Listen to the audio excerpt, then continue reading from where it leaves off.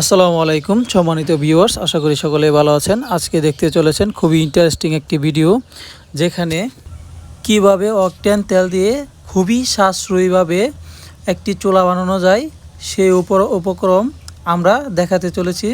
ধৈর্য সহকারে পুরো ভিডিওটি না টেনে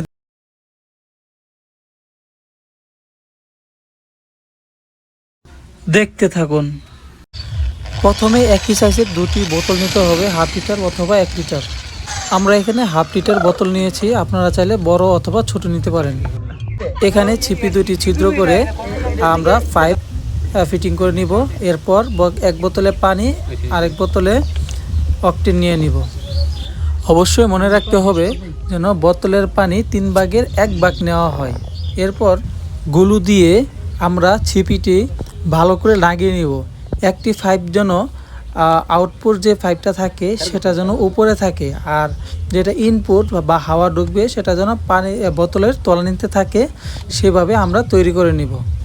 এখন বোতলের মধ্যে অকটেন ভরে নিচ্ছি। অকটেন অবশ্যই বোতলের 3 ভাগের 1 ভাগ ভরে নেবেন, যেন কোনো সমস্যা বা এই বোতল থেকে অন্য বোতলে অকটেনটি চলে না যায়। তো সেইভাবে আমরা ভালো করে গ্লো দিয়ে আটা দিয়ে নিচ্ছি, যেন হাওয়া কোনোভাবেই যেন বাইরে বের না হয়। বাইরে বের হলেই আপনার রেজাল্ট খুবই খারাপ আসবে। এখন আমরা একটি ফুমের সাহায্যে মোটরটি আটকে নিচ্ছি, এটাকে বলা হয় বায়ু পাম্প।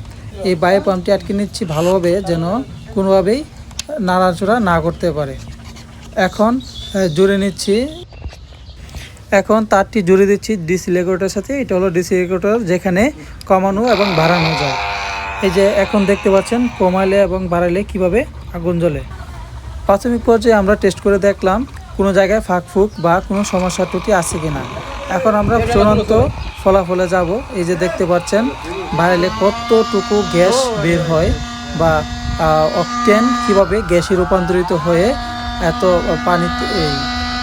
এখন যদি এটা চুলাতে লাগাই, আপনারা বুঝতে পারছেন কিভাবে একটি অনায়াসে চুলা বানানো যাবে। তো আমরা সেভাবেই একটি চুলা বানিয়ে দেখাবো। ট্রান্সফরমার দিয়ে 12 ভোল্ট থেকে গেছে একটা ডিসি রেগুলেটর বেরিয়া পরে ডিসি লাইনে গেছে। কি জানি এটা কি? ডিসি রেগুলেটর থেকে পরে কি মোটরে গেছে। মোটর ওয়াটার বায়ু পাম্প থেকে গেছে অকটেনের মধ্যে হাওয়া গেছে নাকি? হ্যাঁ, হাওয়া গেছে অকটেন থেকে গেছে পানিতে যাওয়ার কারণে লাগিয়া যাতে আগুন না ধরে, যাতে পানিতে না দিলে ডাইরেক্ট অকটেনের মধ্যে আগুনটা মানে পাইপ দিয়ে ভিতরে চলে আসলে একটা বিস্ফোরণ করতে পারতো। আচ্ছা, তাই আমরা এটা পানি শুধু ডাইরেক্ট অকটেন না দিয়ে পানি দিয়ে দিছি। আচ্ছা, পানি থেকে যে এটা যেন বিস্ফোরণ না ঘটে। বিস্ফোরণ ঘটলো পানি এটা আটকে ফেলবে। আচ্ছা, তো পানি থেকে দিয়েছি যে আমাদের বানানো একটা মিনি গ্যাস চুলা। ওকে, এখন আমরা এটা ট্রাই করে দেখব।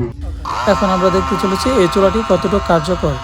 এই তো আমরা দেখতে পাচ্ছি চুলাটি খুবই ভালো কাজ করছে এবং ভালো আগুন দিচ্ছে। আশা করি এই চুলার মধ্যে সবকিছুই রান্না করা যাবে। আর একবার বাড়াই দাও।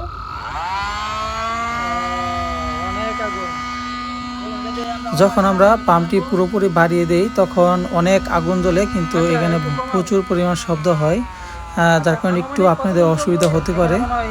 100 গ্রাম তেল আছে। 100 গ্রাম তেল দিয়ে অনায়াসে 1 থেকে 2 ঘন্টা মানে আরো বেশি রান্না করা যেতে পারে, যদি রান্নার কাজে করা হয়। আচ্ছা, তাহলে আমরা এখানে বলা হচ্ছে যে এখানে মিনিমাম 100 গ্রাম তেল আছে। 100 গ্রাম তেল দিয়ে আনুমানিক 1 থেকে 2 ঘন্টা গ্যাস দিয়ে বা এটা দিয়ে চালানো যাবে চুলা। তো এটা আমরা দেখব বাস্তবে কতটুকু কার্যকর। এখন নিয়ে যাচ্ছি বাইরে, একটি চুলাতে নিয়ে বসাবো। এই হলো আমাদের মিনি চুলা। এখানে ফিটিং করা হচ্ছে একটি মাটির চুলার মাধ্যমে। তো প্রথমে আমরা ডিম ভেজে দেখব, ডিম ভেজে কতটুকু সময় লাগে বা ডিম ভাজতে কতটুকু সময় নেয়। তো আমরা প্রথম কড়াইটি কিছুক্ষণের জন্য বসিয়ে নিলাম। তো কড়াইটি গরম হয়ে গেলে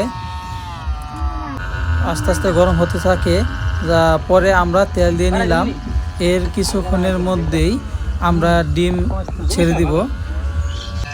এই যে ভিউয়ার্স, আপনারা দেখতে পাচ্ছেন এখানে ডিম ছেড়ে দিলাম। দেখুন কতটুকু কার্যকর।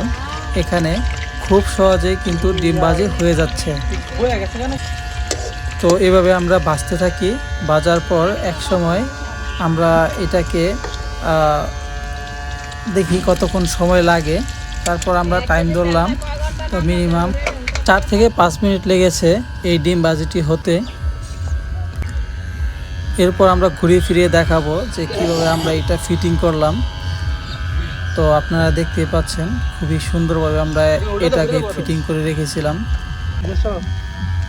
তো এখন আমরা ডিমের বদলে পানি দিয়ে ট্রাই করব যে পানি গরম হতে কতটুকু সময় লাগে। তো আমরা প্রথমে ঘুরে দেখে নিলাম 12টা 29 বাজে। তো এইভাবে দেখতে দেখতে দেখতে দেখতে দেখলাম কতটুকু দেখালো। দেখেন কীভাবে ঠান্ডা হয়ে গেছে অকটেনের বোতলটি। এভাবে আমরা অনেকক্ষণ যাবৎ পানিটি গরম করে নিয়েছিলাম। তারপর গরম করতে করতে করতে করতে একটি সময় পানিটি গরম হয়ে গেল। এর ভিতরে দেখলাম আমরা পানি গরম হতে কতটুকু অকটেন খেলো। মিনিমাম 20 থেকে 30 গ্রাম তেল পড়েছে। তো এখন আমরা পানিটি উঠে নিলাম, দেখা গেল যে 30 মিনিটের মধ্যে পানিটি সিদ্ধ হয়ে। ধন্যবাদ ভিউয়ার্স, আপনারা পুরোপুরি ভিডিওটি না টেনে দেখার জন্য। অবশ্যই চ্যানেলটি সাবস্ক্রাইব এবং লাইক করে দিবেন। আপনাদের যদি কিছু জানা থাকে অবশ্যই কমেন্ট বক্সে জানিয়ে দিবেন। ধন্যবাদ সকলকে।